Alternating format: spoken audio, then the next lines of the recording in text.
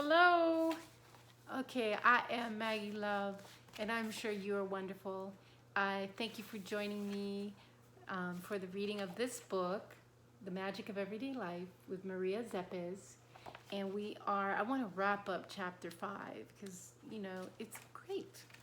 When you do get a chance, please hit subscribe and like and leave your comments. I so look forward to hearing about how you're breaking through in your journey and what you're up to, what's your purpose, what's your gifts to the world, and what kind of action you're taking. I've been getting a lot of wonderful feedback so far, and you're just such blessings on the earth. You matter, and just please continue walking in the direction of giving your gifts of service, purpose, dreams, and goals. All right. Okay, here we go. We are on chapter 5, and it's the effects thinking has on circumstances of our lives. And it's a slow crawl through, so we can maybe pick up things we didn't notice before. Okay, they have lost interest in work, have no ideas, are irritable, their posture sunken and stooped. As a result of stooping, serendipitous defensive posture, breathing is impaired, and the body oxygen balance becomes inadequate. So just try to picture that. What she's basically saying is when you're in this negative morgue-like thinking, you slump over, and that's bad for the lungs. You got to push those shoulders back, nice, tall, straight spine, and you want to be able to have full opening and close, like inspiration and expiration of your lungs. Okay, so think about that way. Sit up tall, or I don't mean this like Sister Elizabeth, but sit up nice and tall, shoulders back, nice deep breathing. Okay, so insufficient oxygen leads to actual anemia, which causes an entire avalanche of chronic illnesses. Yes. So guys, getting that, we have everybody on the earth telling us about breathing, breatharian and yoga and praise moves and our doctors. If we're not taking deep breaths, which a lot of times if we are in flight, fright, freeze, or fun, and we're responding to our environment like this, you might not even notice it, but you're not breathing. You're like taking these little guppy breaths. Really, but one of the things with the Heart Math Institute, if you guys get their Inner Balance program, which I do recommend, as you begin to work on getting that heart balance with the mind, getting the heart open, what really happens is if you are not breathing fully deeply into your lungs, it's going to show you that in the program. And basically, you really aren't grounded or in your heart center or your proper mind center if you're not taking those nice deep breaths. But it's like you could focus on only one part of the body. You need to get all parts of the body working together. But if starting with breathing is where you're at, I suggest to do so because it'll do miracles for you. Okay. Let's keep going. So we know that insufficient oxygen leads to actual anemia, which causes an entire avalanche of chronic illnesses. So if you don't want chronic illness, breathe deeply. In addition, all their friends abandon them. Everyone has lost patience. They dismiss their complaints and are evidently bored by them. Their job also becomes at risk. They feud with their family and are abandoned in the midst of pitiless, selfish, vile world of the mercy of physical and spiritual adversities. Behold this illustration. What outraged protests would we elicit were we to point out this stage that the victim themselves set into motion the body's decline and deterioration, the vicissitudes of fate, that they project every flicker of this melodrama from within. They are articulated their own sentencing and pass it out to the organs of execution. The instincts, passion, and subjective chaos emotional world of their demons. All the events that follow were a consequence of this progression. The lack of enthusiasm bred apathy towards them in return. So, guys, if we're having the morgue thinking, we're going to attract the morgue environment. We're not doing that. We are going to come to life. So, again, we can give the gift that is us. So, lack of trust led to mistrust, which affected self confidence and poisoned it. They became clumsy and awkward, perceiving every approaching moment as an attack, a put down to be diverted by provoking first. Biting sparks gather in all directions from their restlessness. Malcontent nervous system stretched beyond the limit of currents of anxiety, seeing their environment retreat and flee into the face of this situation. It is they, however, who feel scorned and persecuted. Piling mistakes upon mistakes, they make spastic, ill-timed, panicky efforts to force victory over actions and reactions that stem from themselves.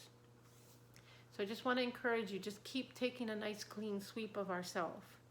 They assume various postures, brag, fall into ridiculous extremes of lamentations. They blackmail people with passionate outbursts by which they are viewed as a passing lunatic, shadowboxing with whimsical phantoms.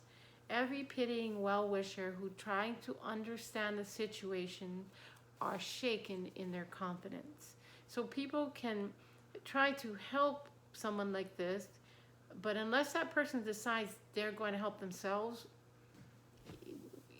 you know, we all have to take responsibility and step forward and take that step of 1,000 miles on that journey, and take the step and keep taking the step and continue to look in ourselves and just know that we have to take responsibility for our process and what we do with this life, and we want to make sure that we do the best with this life, because this life is so wonderful and that you matter, and the world needs your gifts of service, your purpose, your dreams, and your goals. You are needed to upgrade the new earth.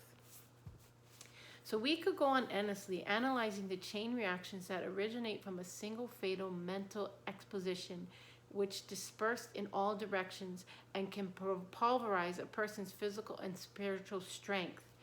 In the seed of the above example, in which it is virtually impossible to unravel the complications that led to complete disaster, there were merely a few thoughts that became habitual and with magical power entrenched themselves to glow into a dark formula which acted as an agent of disease, far more murderous than any plague-carrying bacteria. Of course, we deliberately drew the example with such sharp lines and drastic colors to focus consciously on the dangers of loosely rampant and irresponsible mental patterns. So I just want to say this. If you are dealing with a past abuse or past trauma or being treated badly by a narcissist or whatever it is, this is not a criticism on wherever you are at in your healing. But just know these mofos plant seeds in you, and these kind of things, that person, that mofo can be long gone, and you're still suffering with this thought and these sicknesses and things. No more. It's time for us to do our work and to be responsible and to dig into these things, because now you're suffering. Now the people you love are suffering. I don't want this to happen to anybody. And I know it's not easy. It's not easy to face yourself. And I know it's very difficult to deal with something bad, traumatic, abusive has happened to you. But I want to encourage you, you matter. And this, you are a superhero. This is your superpower. When you get in and you unravel these demons and you unravel these thoughts and these things, you are going to burn brighter and longer and more amazingly than the sun. You are going to be the light of the world. So don't let these mofos win by not doing what you need to do to heal. Do the work, because you're worth it. And the world needs your gift of service. The world needs your purpose. The world needs your dreams. It needs your goals. Like, don't let somebody who has inflicted harm on you, don't let them win. You can do this. Stand up out of the ashes. The Bible tells us God will give us beauty for ashes. Take that. Take that to heart. You are beauty for ashes. Let that crap go in the past. Let it die. Do not look back like Lot's wife. You know, learn what you need to know, but keep moving forward. Take action. I just keep encouraging you.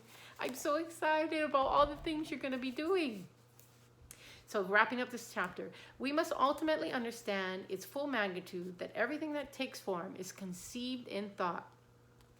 Thought is sire to our illness, failures, and misfortunes. Healthy, constructive, harmonious thoughts create equilibrium in our body the same way we do in our circumstances. So we are getting on that positive thought train.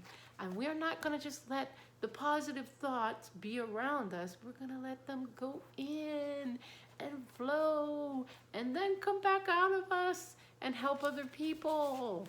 Because we're here to give our acts of service. We're here to give our purpose. We are here to make our goals and our dreams come true. We are here for the new earth. So let's get with it.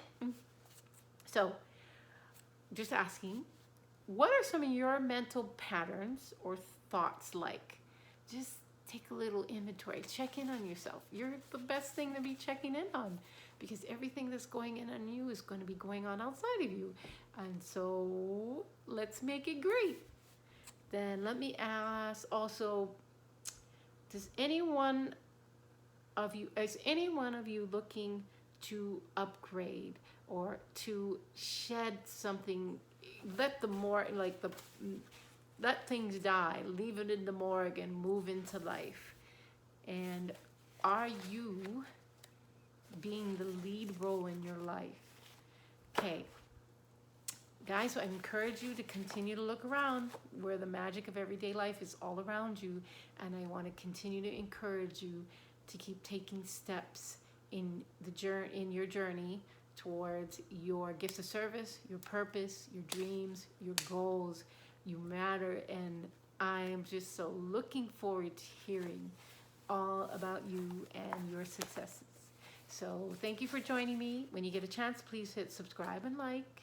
And I'd love to hear your comments. Let me know what you're up to and your breakthroughs, because nobody is going to be staying in the morgue. We all stepping into life, and we're going to be jamming with that. All right. Thank you so much for coming by. And remember, peace in, peace